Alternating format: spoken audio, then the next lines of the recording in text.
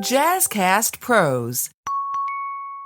Unless we have people feel that it's okay to say the word suicide, to talk about suicide openly, you can't get help. If I say to you, are you thinking about suicide? I've number one said that it's something we can talk about, that I can say the word, that I'm not afraid of it. And so they feel a little bit more inclined to relax a bit and to try to get some help and to try to make it better.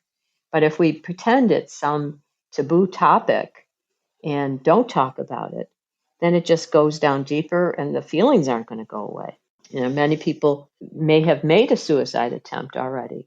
And if they lived through that suicide attempt, that's something to celebrate, because we know that 90% of the people who survive a suicide attempt will go on not to die by suicide. And I got to say, mental health treatment is critical. That's the lifesaver. Anyone who is having thoughts of suicide needs to get into mental health treatment. It's so important.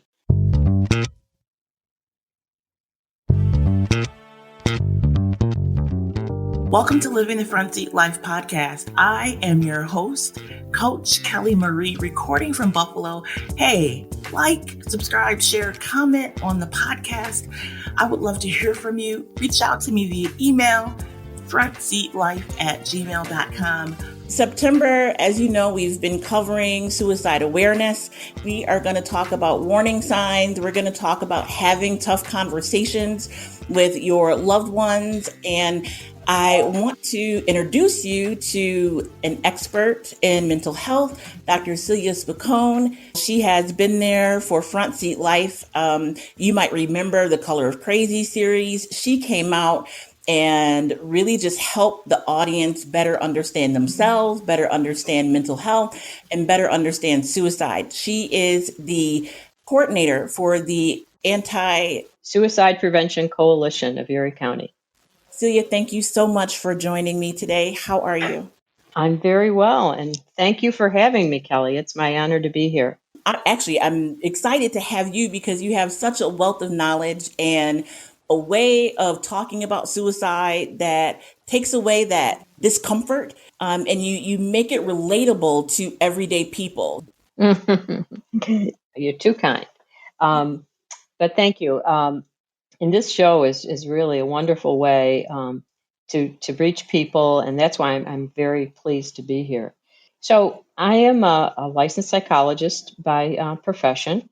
I've worked as a teacher and as a psychologist and in administration. A good portion of my professional career as a psychologist was at the Buffalo Psychiatric Center, and I retired about 4 years ago as the executive director. And I lasted in retirement maybe 3 weeks, after which I decided I was bored and needed to get back and do something. And suicide prevention has always been close to my heart. And so it was a natural to join Crisis Services, who administers the Suicide Prevention Coalition, as the part-time coordinator for the coalition. And that's the work I do right now. And it's amazing. I'm so lucky to have another career that I can do now and feel like it's really hopefully making a difference. Demystifying it or destigmatizing it is really critical, because you can't have those conversations unless we do that. And I like to look at suicide as a healthcare issue. And if we think of it that way, we're not thinking of somebody as bad or sinful or broken. We're thinking of someone who has a health problem. And it automatically puts us in the thinking of looking for solutions, looking for treatment, looking for care to make it better. So unless we do that, unless we have people feel that it's okay to say the word suicide, to talk about suicide openly, talk about times when you might feel like taking your life, you can't get help. And we know that's the one thing that makes a very big difference, is getting some mental health treatment. That can save a life in this case. Suicide in youth is the second leading cause of death. Second, think about that, in 10 to 24-year-olds. And in the general population, it's actually now the 12th leading cause of death. It was 10, but COVID kind of slipped in there and added a few different reasons for mortality. And so now it's still, but that's pretty high, and it's significant, I guess is the word I want to use. So we can't ignore it. And the days when we wouldn't talk about it or wouldn't use the word, those have to be over, so that people can get the help that they need. I know that a lot of people are afraid to say the word. They think that if they talk about it, it may push them further into depression. Can you kind of talk about that myth a little bit? Yeah, sure. That is a myth, and I'm glad you bring it up. People thought that, oh, if I say it, they'll think about suicide when they wouldn't have. And it's such a prevalent thing in the media. It's out there. People know about it. It's not a secret.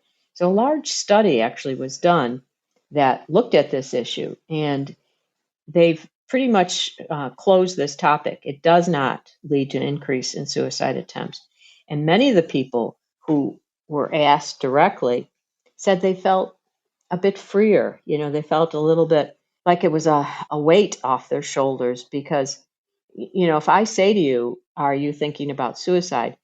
I've number one said that it's something we can talk about, that I can say the word, that I'm not afraid of it. And so they feel a little bit more inclined to relax a bit and to try to get some help and to try to make it better. But if we pretend it's some taboo topic and don't talk about it, then it just goes down deeper and the feelings aren't going to go away. But the research really shows that talking about it does not increase the likelihood of suicide happening. And I usually use a metaphor. Kelly, if I said to you, would you like to empty out your checking account and write me a check for the total amount? I think you're going to say no, right? So asking that doesn't make you do it. Just because you ask somebody for something doesn't mean they're going to do it.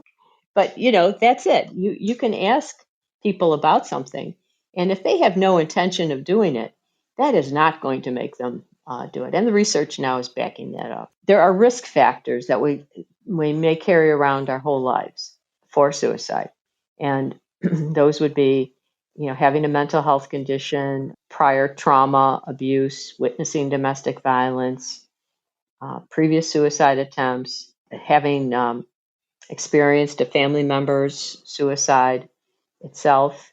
Even now, we're looking at things like traumatic brain injury as being a risk factor. And there may be some genetic loading that we're learning about. So, but you may carry those risk factors your whole life and never once make a suicide attempt or another one. So those are just things we need to be aware of. But a warning sign is different. That's like the flashing red light. That tells us it's time to act. And the warning signs you should be aware of are feelings, people expressing feelings of hopelessness, despair, feel like they're a burden. Particularly when you hear someone say, they'd be better off without me, or I can't take it anymore. Those are kind of phrases that put off an alarm bell. And then there's actions, people doing things like acting recklessly. Someone who is always pretty cautious and orderly in their life starts to act kind of reckless. Someone who used to go out and be with people and be very social starts to withdraw, doesn't take care of themselves, like they wearing the same clothes a couple of days in a row when that wasn't their usual behavior. So a change in someone's behavior, someone who was always bright and friendly, now kind of down, even being irritable and a little bit more angry than usual. Sometimes people will make threats. They'll say things like, well, you won't have me around to deal with anymore. Those things seem obvious, but sometimes people want to say, oh, they're just trying to get attention. And I would never write something off just that way. I would want to respond to it. And then certain situations might lead to a particular suicidal situation, such as maybe increased stress.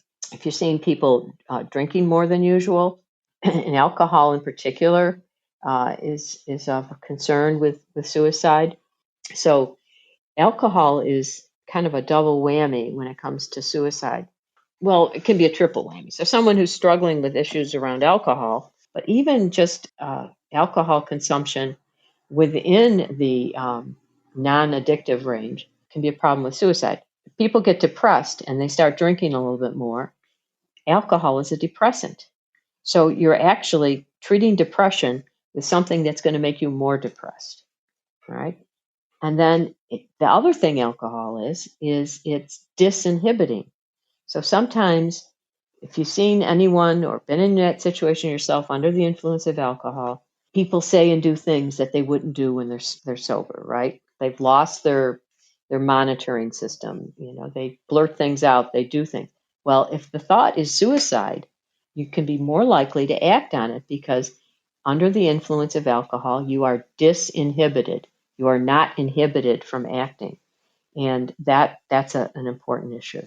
Someone who's had a public humiliation, perhaps an arrest for DWI, or in school maybe a youth who's got kicked off the team, or you never know what's going to seem humiliating. And now, of course, everything is public with social media, so we can assume if it's a humiliation that one person knows about, that everyone knows about it. And the time between the event happening, say the arrest, and the resolution where the person knows what the consequences are going to be, that gap time is the highest risk time for a person. So the things I told you actually come into a neat mnemonic that's easy to remember. The first letter of feelings, actions, changes, threats, and situations spells out facts. And that can help you to remember some of the things that you want to look for in people, friends, coworkers, family members who may be in a situation where we've got to do something a little bit more dramatic or drastic or imminent, because it's a warning sign. It's a flashing sign. And what should someone do if they notice these signs? The first thing I say is you got to have a conversation with a person. So you pick a private place. You don't want to be isolated. So you don't want to say go on a hike in the backwoods by yourself with a person, because you may need help if they do express that they're imminently suicidal. You want to be in a situation where you could get help if you need it, but you want a private space where you can have a good conversation. So in the private space, I like to sort of lay it out to the person by, if I just say to someone, you just don't seem right lately. I think there might be something going on for you. Well, that's easy to blow off because there's nothing specific there. No, I'm fine. No big deal. You're wrong. So if you say something to the person, kind of get your facts together. I've noticed lately that you're talking a lot about that you're hopeless and you can't take it anymore, and you're different. You don't come out with us anymore. You're not taking care of your personal appearance. You always had your hair and your clothes really nice, and I notice now you're not taking care of yourself. And yesterday you said something like, they'd be better off without me. So you've laid out your facts to that person. And then you need to ask the question. All right, this is not what to say. Now, you're not thinking of doing something stupid, are you? Why don't you want to say that? Because who's going to ever admit that they're thinking of doing something stupid, right? Sometimes they see it as their only choice, or they see it as that they're doing a favor for their friends and family because, they'd be better off without me. I'm such a burden. I'm such a pain. Or they see it as this is a common thing. I can't take the pain anymore. They just feel like they can't take it. And so they just want some relief. So you want to ask in a very straightforward way that lets them know they can talk to you. So some phrases that you might use are, sometimes when people are saying the things that you're saying and going through the things you're going, they're having thoughts of taking their life or having thoughts of suicide. Is that what's going on for you right now? And then people don't want to ask the question because they're afraid if the person says yes, now what do I say, right?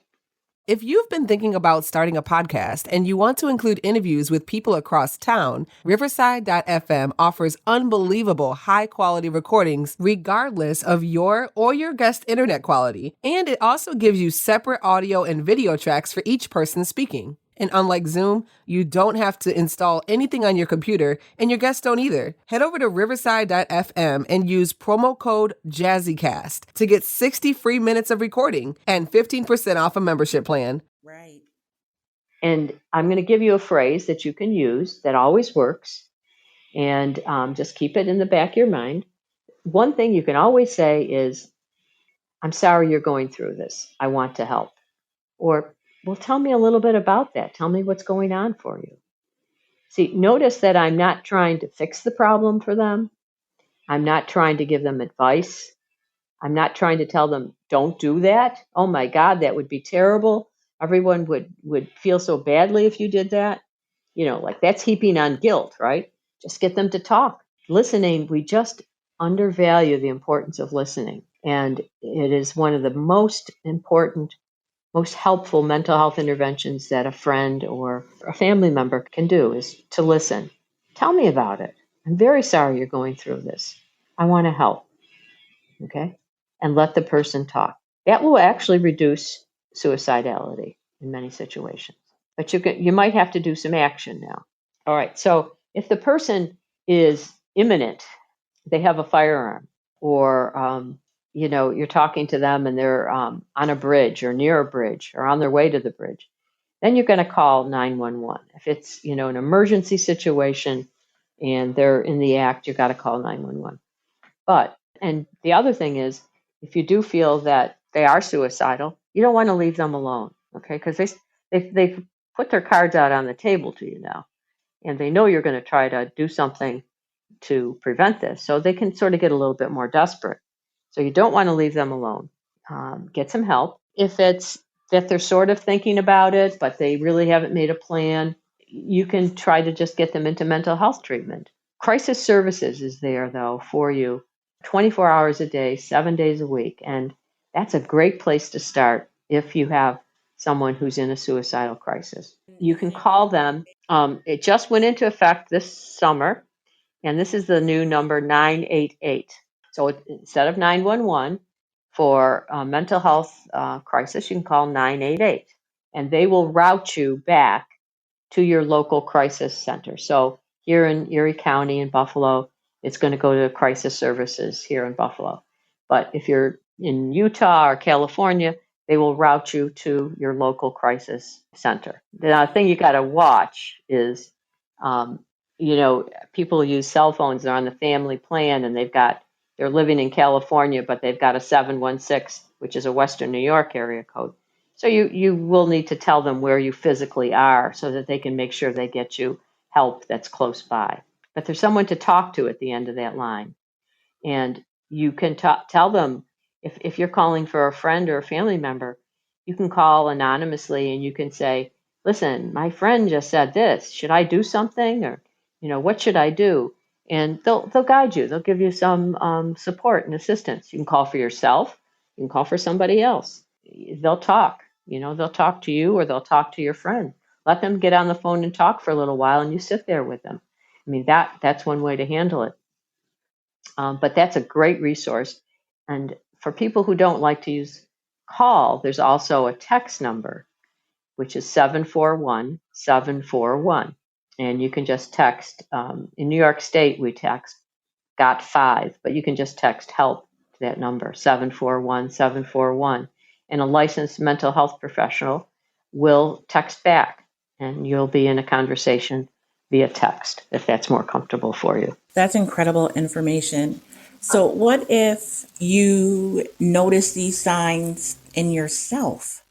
Good question. So they're not normal, all right? It means something's wrong. Something needs some help. And, many of us, we want to power through things. And it's just not good to do that. If you are having some feelings of depression, feeling down or blue, and they last more than 2 weeks and they start to affect your life, your functioning, ability to work, take care of your kids, go to school, whatever, it's time to get some help. All right. If you're having thoughts of suicide, it's really time to get some help right away, because an actual thought of suicide, it's not good. It's not normal. It's just like a physical. If your temperature goes up and it keeps going up day after day, you don't just live with that, right? You say, gee, I must have something going on here, and you get help. And think of it that way with having suicidal thoughts. They can kill you, to be blunt. And so it's not something that you want to just ignore and try to power through. You want to try to get some help. And can we talk a little bit about terminology? We're always learning, always growing, and we are at a place now where we better understand, how to talk about suicide. There are words we should use and should not use. The way people talk about things is important, okay? And particularly for something like suicide, because we know that stigma is such an issue and that prevents people from getting help. So the way you talk about it is important. And you want to talk about it in a way that makes it a mental health issue and doesn't further stigmatize it. So I like to avoid using the phrase, and it's so ubiquitous in our conversation, and it's hard to get rid of. And if you make a mistake now and then, it's not the end of the world. But to say commit suicide, all right? What do we commit, Kelly? Crimes. Crimes, right? So puts it, or you commit sins. If you go back to that thinking, so that puts it in a very negative light. So you don't want to say, were you thinking of committing suicide? Just simply, the person died by suicide or thoughts of suicide. Just drop the word committed, okay, and keep it a very simple phraseology. That is helpful in the conversation. And the other thing that people find offensive is, many people may have made a suicide attempt already. And if they lived through that suicide attempt, that's something to celebrate, because we know that 90% of the people who survive a suicide attempt will go on not to die by suicide. So that's wonderful that they were able to somehow, luckily, survive it. So don't call them a failed suicide. One man said to me, I felt like a failure my whole life. I couldn't do anything right. And I tried to kill myself, and I lived. And now people are calling me a failed suicide. I can't even do that right. That gives them the message that it was a mistake that they lived through it. And to me, it's actually a very lucky and fortunate thing that they lived through it. So we don't want to talk about it as a failed suicide or a successful suicide. Dying by suicide is not success.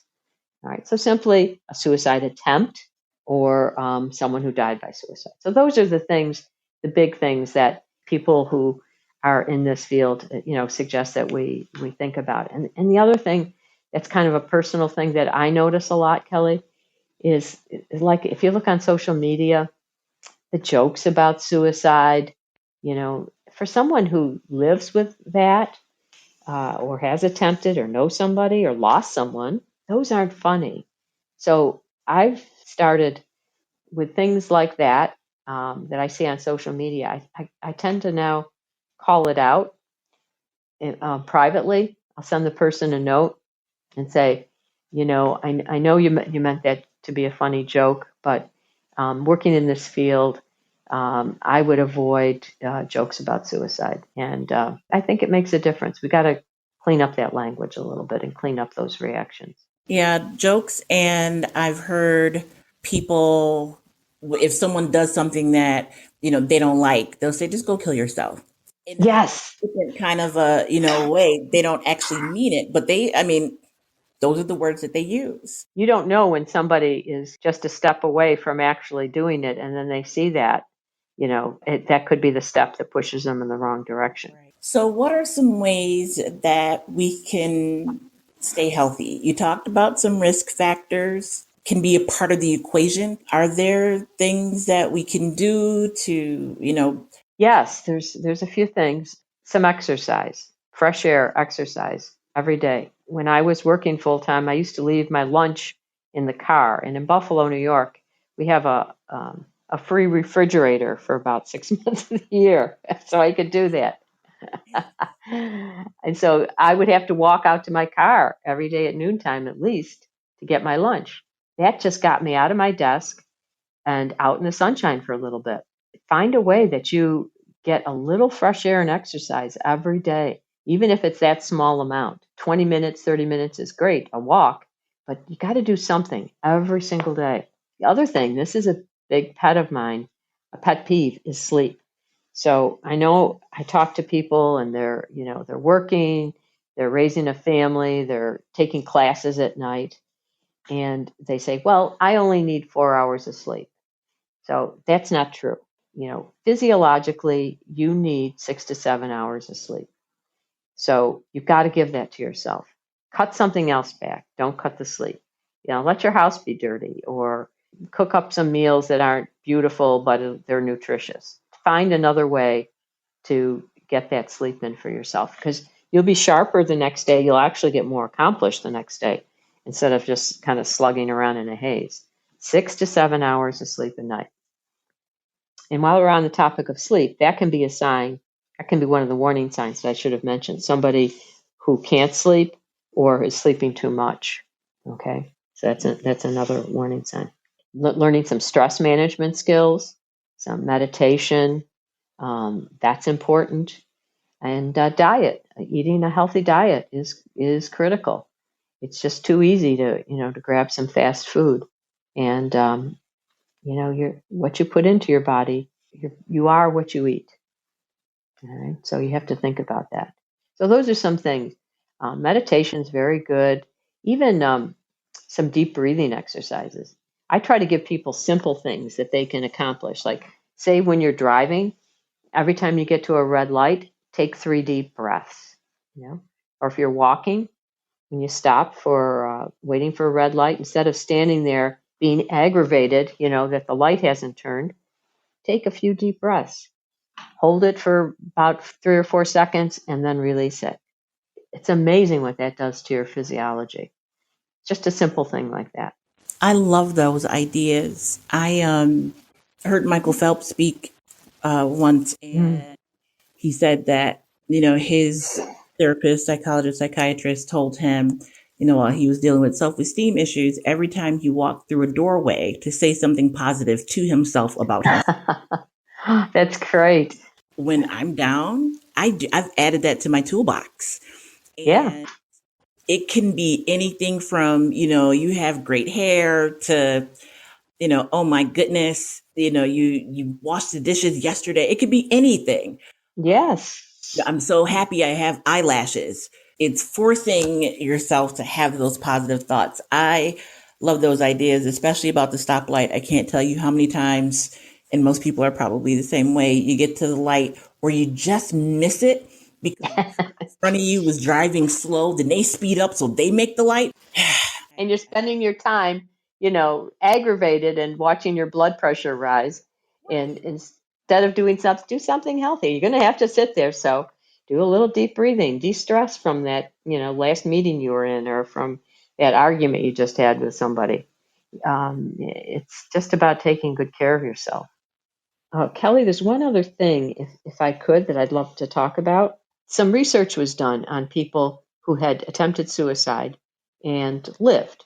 And they said to them, this was a big study, how long was it between the time that you made that decision, you thought about suicide, decided you were going to do it, and you actually acted on it? Right? Most people guess, what was it, a few hours, a day or two. Half of the people said it was 10 minutes or less. Now think about that. Wow. That's half of them. So there is a factor that can be sort of almost impulsive seeming around suicide. And that is scary, but it also helps us to understand a way to prevent suicide. And we call it means reduction, keeping your home suicide safer. So particularly if anyone's going through a mental health crisis in the family, keep your home suicide safer. Throw out all those old medications. If someone's in crisis, keep the meds locked and just take out what they need every day. Firearms. half of the people who die by suicide use a firearm. So it's important to keep them locked in the home.